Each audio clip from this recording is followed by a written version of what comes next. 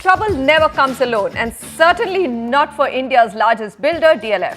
First came the trouble from buyers who took on the realty giant and got a mighty fine of 630 crore rupees slapped on the company for changing building plans without their consent. And then came the rocky days of defending itself in the political storm for its alleged dealings with Robert Vadra. And now perhaps the biggest blow of all from the capital market watchdog SEBI.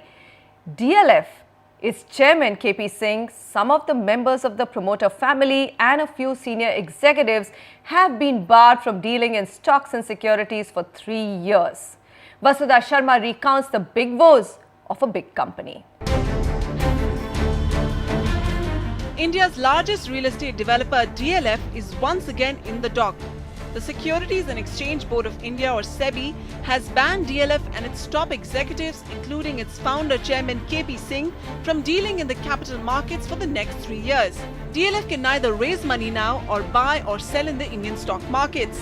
SEBI has held DLF guilty of active and deliberate suppression of facts at the time of its jackpot IPO debut in 2007.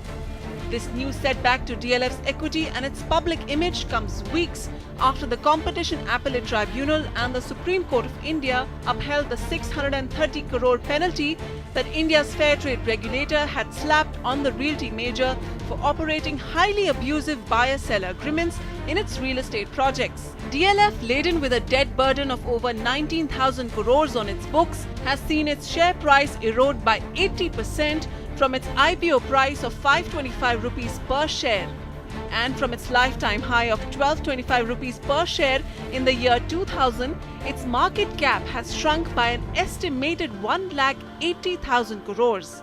I think enabling positives in terms of REIT funds or dilution of equity may be difficult for them. I think the best thing is we don't have activist shareholders or some kind of a buyout firm which should come out and join hands with DLF and delist the company. News of DLF's ban from the Indian stock markets dragged the stock down by 28% today to close at 105 rupees a share, wiping off over 7,000 crores of its market value. But many are still confident of DLF's enviable land bank and its annuity business of office and retail rentals, which some say make it a mouth-watering buy at its current lows. Look, I don't think the company is any under financial stress or anything. It has a fair bit of debt, but there is a fair amount of cash flow which comes from its, from the commercial portfolio which it has. So I think it's sufficient to service the debt quite comfortably. So I don't think that is the issue. And coming to the fact that it cannot access the capital market now for 3 years, I don't think it affects the company in any meaningful way. Reacting to SEBI's ban, DLF in a statement said, and I quote, DLF and its board wish to reassure its investors and all stakeholders that it has not acted in contravention of law either during its initial public offer or otherwise. DLF and its board were guided by and acted on the advice of eminent legal advisors, merchant bankers and audit firms while formulating its offer documents. DLF will defend itself to the fullest extent against any adverse findings and measures contained in the order passed by SEBI. But the larger question is, should the home buyer still believe in the DLF brand?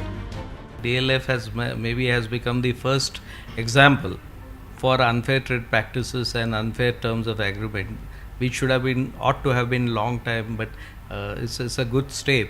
But the question is a very $1 million question. The answer to it is, when a buyer buys a property, especially the flat purchaser, he must see, apart from the company, what is the condition of the project. If you are booking in a project like DLF, I would definitely say it's a question mark. You are taking a big risk. The regulatory ambush that DLF has had to dodge in recent months has dented their credibility in the eyes of its investors and home seekers. And now, in the backdrop of a dull realty market, SEBI's market ban could squeeze the company's finances further into a tight spot, raising uncertainty over its QIP and REITs plans. Will KP Singh be able to script another turnaround against all odds? For now, it's likely to knock on the doors of the Securities Appellate Tribunal.